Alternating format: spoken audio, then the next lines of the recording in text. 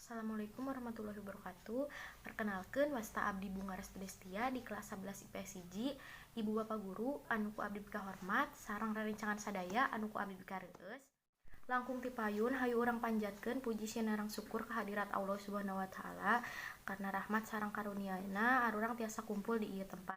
Sholawat serta salam urang panjatkeun ka junjungan Nabi Muhammad SAW, ka sahabatna, kerabatna, sareng umatna hingga akhir zaman. Ibu bapak guru sareng rerencangan sadaya abdi ngadeg di ieu tempat bade nyanggakeun tema nyaeta bahayana rokok. Sapertos ibu bapak guru sareng rerencangan sadaya bahwa nu namina rokok teh tos teu asing deui di lingkungan sapantaran urang. Komo budak SD, SMP sareng SMA mah tos teu asing deui.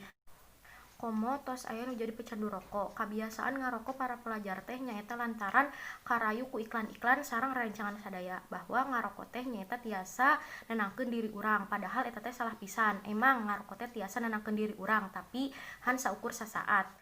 Ai bahayana mah bakal karaos salilana. Contohna nyaeta kanker, paru-paru, jantung, jeung sajabana.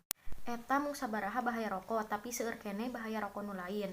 Ngarokok oge sami eujeung ngasupkeun racun ka diri sorangan atau bahasa kasar nama nyaeta bunuh diri secara lalaunan.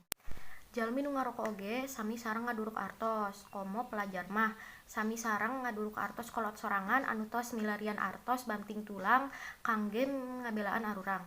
Nah, tapi artos nama kalah didurukan kangge rerencangan sadaya nu teu acan nyobian rokok, entong cobi-cobi nyobian rokok karena resiko teh berat pisan, tiasa ngakibatkeun maot ku bahayana rokok. Sareng rerencangan nu tos nyobian rokok hayu urang enggal-enggal lirenan kabiasaan awon eta.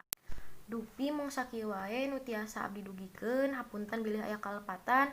Wabillahi taufiq wal hidayah. Wassalamualaikum warahmatullahi wabarakatuh.